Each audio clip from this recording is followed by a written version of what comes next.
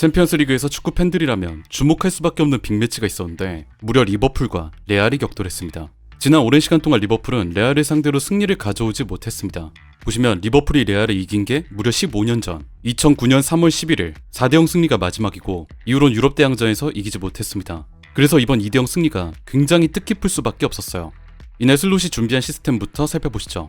골키퍼 켈러, 로버트슨, 반다이크, 코나테, 브래들리의 백포라인, 그 앞에 흐러벤베르, 맥칼리스터, 커티스 존스가 3미드를 형성, 전방에 루이스 디아스, 살라, 누네스가 배치됐습니다. 일단 아놀드가 부상에서 복귀를 했지만 선발로는 나오지 못했고 그 대체자로 코너 브래들리가 선택됐어요. 이 포지션을 제일 먼저 얘기할 수밖에 없는 이유가 있는데 레알의 왼쪽 공격수 음바페를 상대해줘야 하기 때문입니다. 아무리 음바페가 레알에서 어려움을 겪고 있다고는 하지만 그 폭발력, 뒷공간 침투는 여전히 결코 무시할 수 없는 선수죠. 특히 레알 같은 경우엔 전방 자원들의 뒷공간, 라인 브레이킹을 축으로 공격 전개를 진행하는 경우가 많기 때문에 레알 기준 왼쪽, 리버풀 기준 이 오른쪽 공간에서의 측면 매치업이 정말 중요했습니다. 그런데 이날 이 중요한 매치업에서 브래들리가 음바페를 상대로 거의 압도적인 승리를 가져왔어요. 이 장면을 보시겠습니다. 리버풀의 프리킥 상황, 측면에서부터 박스 안으로 날아온 볼이 골키퍼 크루투아의 펀칭이 맞고 바깥으로 튕겨나갑니다. 이 볼을 브라임 디아스가 끌고 올라와 하프라인 인근에서 전방 왼쪽 측면을 바라봐요. 보시면 역시나 음바페가 뒷공간 침투 움직임을 가져가고 있습니다. 브라임 디아스는 음바페가 뛰는 방향으로 좋은 타이밍에 패스를 찔러줬고 실제로 음바페가 파이널 서드 인근에서 볼을 잡는 데까지 성공해요.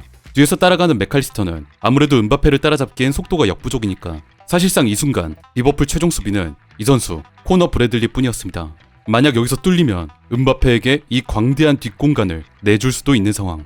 그런데 이 중요한 갈림길에서 브래들리가 절묘한 태클로 음바페에게서 공만 쏙 빼앗아버립니다. 정말 슈퍼 태클이라는 말이 아깝지 않을 장면이었어요. 심지어 터치라인 바깥으로 볼을 내보낸 것도 아니고 본인이 그대로 소유권을 가져오기까지 하죠. 특히 박스 코앞에서 음바페를 저지시킨 이 태클은 뭐랄까 저한텐 일종의 향수 같은 걸 느끼게 했는데 꼭 예전 PL에서 터프한 수비수들이 보여주던 거친 태클, 동시에 상대 공격수들에게 좌절감을 안겨주는 그런 플레이들을 떠올리게 만드는 태클이었습니다. 이 태클이 결정적이긴 했지만 브래들리의 존재감은 이걸로 끝나지 않았어요.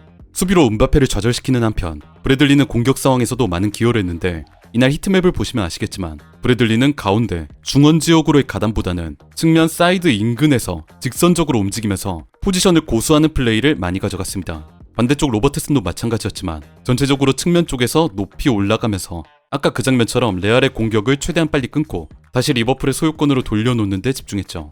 이렇게 높은 곳에서 활동하다 보니 공격적으로도 많은 역할을 수행해줘야 했어요.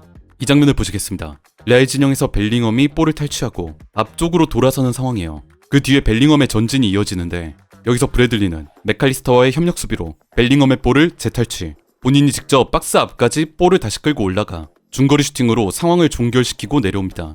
물론 슈팅이 다소 약하긴 했지만 아까 그 장면, 벨링엄이 볼을 끊고 올라와서 역습을 맞는 것보단 리버풀 입장에선 훨씬 나은 그림이죠. 이 플레이 이후 안필드 관중석에서 박수가 터져 나왔던 것도 팬들이 브래들리의 이런 적극성에 감명받았기 때문일 겁니다. 심지어 이날 리버풀의 첫 골도 브래들리의 지분이 굉장히 컸습니다. 후반 51분 리버풀의 공격 상황, 박스 외곽에서 커티스 존스가 볼을 몰고 중앙으로 좁혀 들어오고 있습니다. 지금 이 시점 리버풀 선수들의 포지셔닝을 주목할 필요가 있는데 보시면 박스 바깥에 커티스 존스, 맥칼리스터가 위치해 있고 박스 안쪽에 누네스, 지금 이 화면엔 안 보이지만 반대편 외곽에 살라, 그리고 재밌게도 브래들리가 들어가 있어요. 그것도 매우 공격적으로 스트라이커인 누네스와 거의 동일선상에 자리를 잡고 있죠. 지금 이 포지셔닝을 염두에 두시고 다음 장면으로 이어가 보겠습니다. 커티스 존스가 맥칼리스터에게 볼을 넘기고 맥칼리스터가 아크 근처로 이동할 때 방금 전까지만 해도 박스 안에 있던 브래들리는 바깥으로 이동합니다.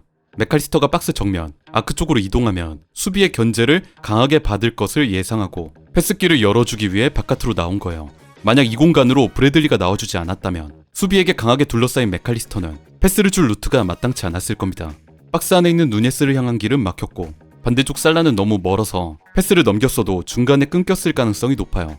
박스 안에 있던 브래들리가 나와준 덕분에 맥칼리스터는 가까운 곳에 패스길이 열림과 동시에 브래들리 때문에 벌어진 공간, 즉 박스 안으로 잘라 들어갈 미묘한 틈을 얻게 됩니다. 이 각도로 보면 그 공간이 더 명확하게 보이죠.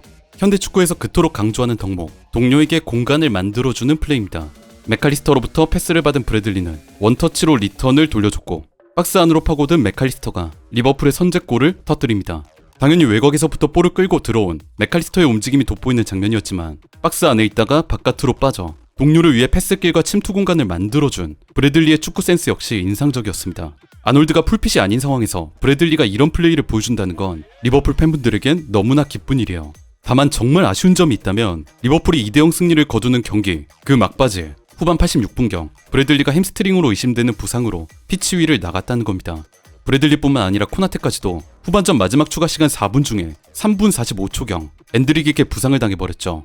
리버풀 입장에선 정말 기분 좋게 끝날 수 있는 경기에서 마지막에 선수 2명이 부상으로 이탈한 마냥 승리를 즐길 수만도 없는 그림이 나와버렸습니다. 이번 시즌 프리미어리그 우승 레이스에서 가장 중요할 수도 있는 경기 맨시티와의 매치가 바로 코앞인데 이렇게 선수가 또 부상을 당한 건 많이 뼈아픕니다. 그런데 이번 레알전 경기 결과와 두 선수의 부상, 앞으로 다가올 맨시티전을 앞에 두고 슬롯은 이렇게 얘기했습니다. 이번 경기는 정말 마음에 들었다. 물론 모두 다는 아니었다. 몇 차례 기회를 만들면서 전반전을 통제했다고 생각하지만 아직 조금은 허술하다. 아주 쉬운 상황에서 공을 잃거나 무리하게 패스하는 경우가 있었다. 나는 선수들에게 더 인내심을 가지고 억지로 틈을 벌리지 말라. 그냥 저들의 틈이 벌어지게 놔두라 지시했다. 그 때문인지 후반 시작 후 7분 동안은 우리가 경기를 완전히 지배했다. 상대는 아예 하프라인을 넘지조차 못했다. 오늘 부상당한 두 선수가 맨시티전에 출전할 수 있을지는 모르겠다. 시즌 중엔 종종 이런 일이 발생한다. 오늘은 트렌트와 디오고, 알리송이 결장했다. 트렌트는 벤치에 있긴 했지만 선발로 나갈 순 없었다. 이런 일들은 한 시즌 내내 일어난다. 오늘 부상당한 두 선수도 출전할 수 있기를 바라지만 어떤 선수가 나서지 못하면 이번 시즌 내내 우린 다른 선수들이 대신 선발로 출전해왔다.